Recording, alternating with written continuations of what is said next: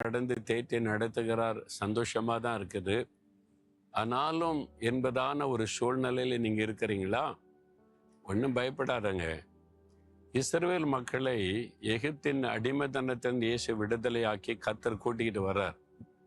வனாந்தரத்துல நடக்கிறாங்க. அவங்க எங்க பார்த்தாலும் கண்ணு கட்டின தூரம் வரைக்கும் ஒரு மரத்தை பார்க்க முடியல, ஒரு செடியை பார்க்க முடியல.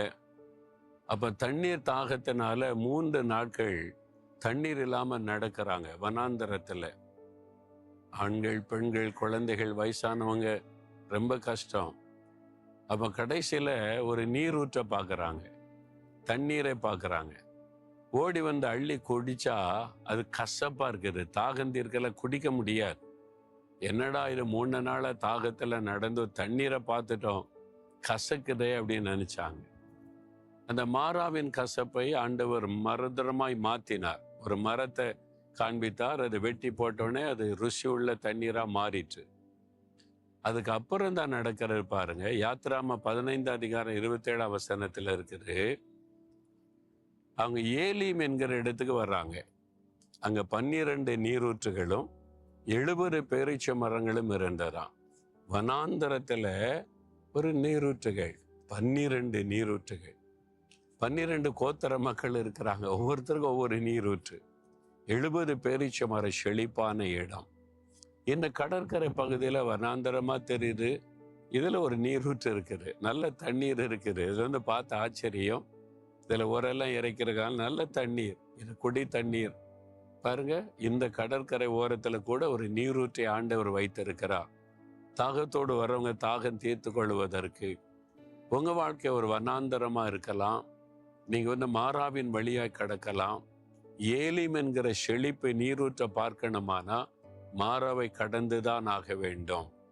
இன்றைக்கு மாறாவின் கசப்பு உங்களுடைய வாழ்க்கையில சில கசப்பான காரியம், உங்க தனிப்பட்ட வாழ்க்கையில உங்களுக்கு கசப்பான சில சம்பவம், உங்க வீட்டுக்குள்ள கசப்பான சில காரியம், நீங்க ஊழியத்துல கசப்பான சிலதை சந்திக்கிறீங்க.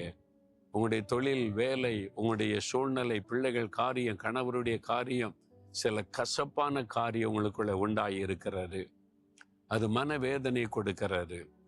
சொந்து போகாதங்க. இதை தாண்டினா அழகான ஏலீம், செழிப்பான இடம், நீரூற்று, அழகான ஒரு இடம்.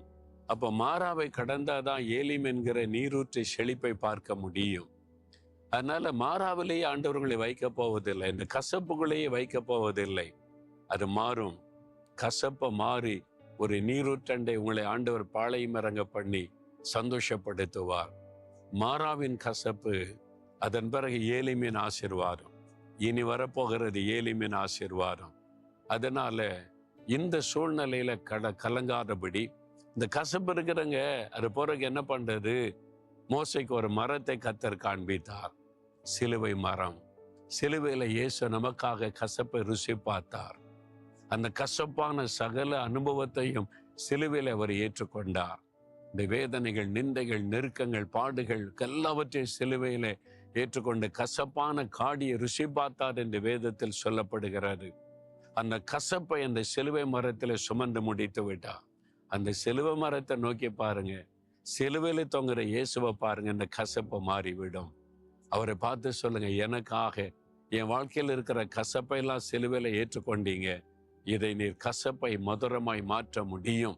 இதன் பிறகு ஏலிமின் செழிப்புகளை நடத்த முடியும். நான் விசுவாசிக்கிறேன்னு சொல்லுங்க. அப்படி அற்புதம் நடக்க சொல்றீங்களா? இயேசுவே, சிலுவை மரத்திலே தொங்கி மறித்து எனக்கான கசப்புகள், வேதனைகள் எல்லாவற்றையும் சுமந்து முடித்தீரே. அந்த சிலுவை மரத்திலே தொங்குகிற இயேசுவை பார்க்கிறேன். என் உள்ளத்தில் இருக்கிற கசப்பு, என் குடும்பத்துல, வேலையில, ஊழியத்துல, என் வாழ்க்கையில காணப்படுகிற கசப்பான சூழ்நிலைகளை மாறட்டும். அதுக்காகத்தானே சிலுவையில கசப்பை ருசி பார்த்து இதை மதுரமாய் மாற்றும். ஏலிமுக்குள்ளே என்னை நடத்த போகிறீர். செழிப்பின் நாட்களை நான் பார்க்க போகிறேன். இயேசுவின் நாமத்தில் ஆமேன், ஆமேன்.